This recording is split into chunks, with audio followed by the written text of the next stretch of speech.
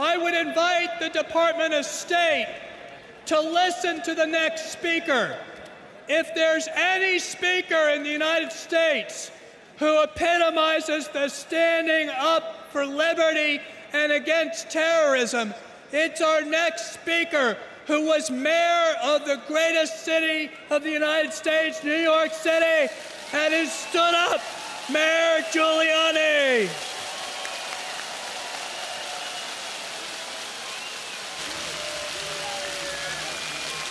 Thank you, Patrick. Thank you. Thank you. Thank you very much. Thank you. Thank you. First, I congratulate Madam Rajavi, all of you, all of the speakers, and all of the participants. The efforts that you've undertaken over the last several years have gotten us now to a point where, in the words of Dr. Martin Luther King, we can see the promised land, can't we? We're almost there.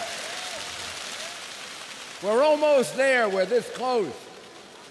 But we're not there yet.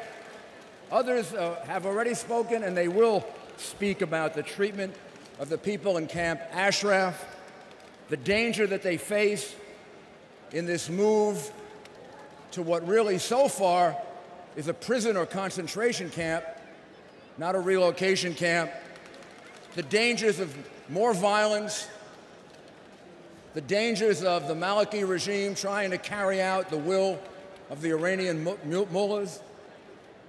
But I want to speak about just one topic today, just one. It's about time that the United States of America, the European Union, all the countries of the world stand together with one very, very powerful voice and one very powerful argument: regime change in Iran.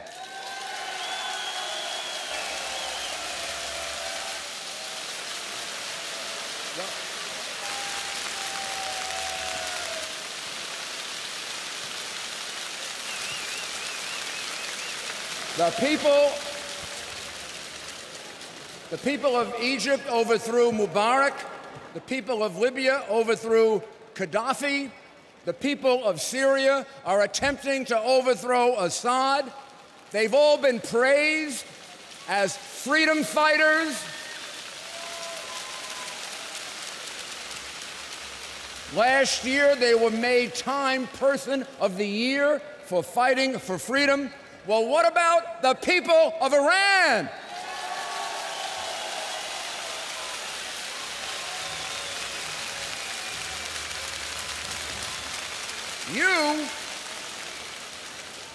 You seek to overthrow the most repressive regime in the region, more oppressive than Mubarak, more oppressive than Gaddafi, even more oppressive than Assad.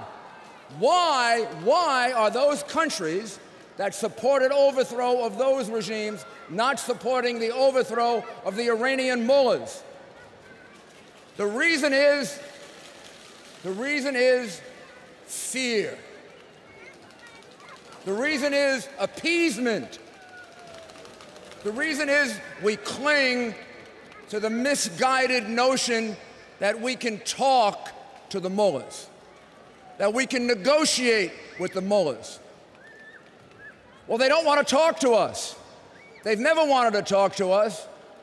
They use discussions as a pretext so that they can develop nuclear armaments. And it's about time we stand up to them. It is time for a Ronald Reagan. It's time for a Ronald Reagan to say, tear down this wall. Tear down this wall of oppression.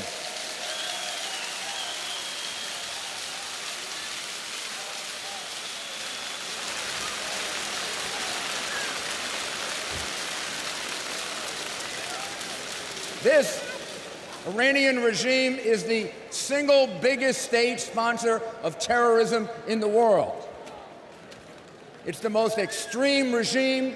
It's been the most brutal to its own people. And it is seeking to become a nuclear power, which will destabilize the entire region. It has threatened to annihilate the state of Israel. It has threatened to attack Americans. And it currently gives support to terrorists who carry out attacks all over the world. Wouldn't this world be safer with an Iran that is dedicated to democracy, to freedom, freedom for women, freedom for all people, to the rule of law? Of course it would be.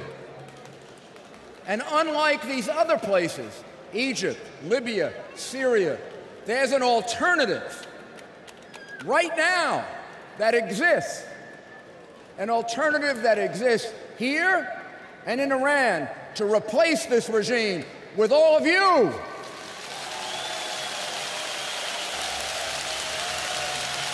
Look. When they tell me,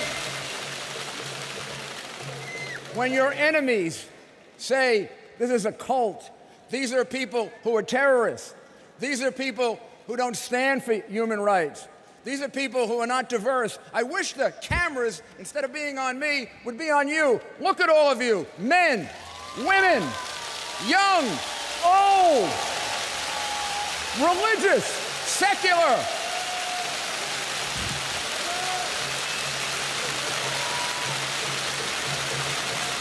This is diversity.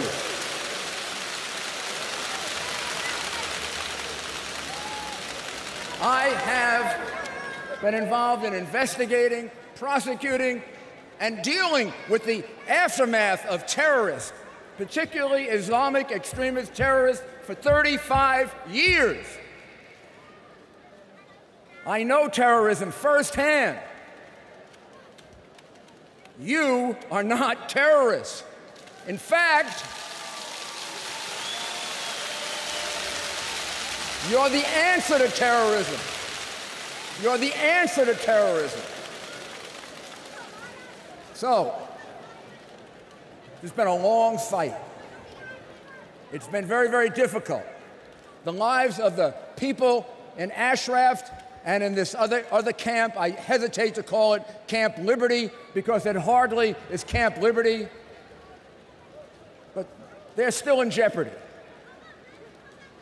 People who long for what you long for in Iran are still in jeopardy. So sometimes when you're this close, that's the most dangerous period.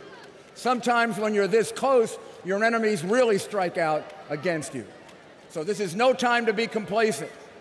It's time for all of us to stand up in the United States, in Europe, in Asia, in the United Nations, in South America, to stand up and say, let's delist the MEK now.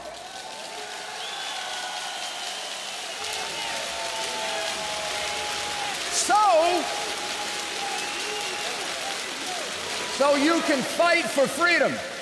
So you can fight for freedom for your people, so we can join you.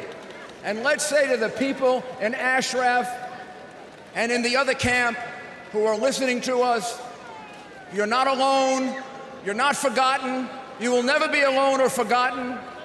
Anything and everything that happens to you, we will know, we will stand with you, we will protect you, and we look forward to a time when you are free and we can all join you in Iran with freedom and democracy and the rule of law. Thank you.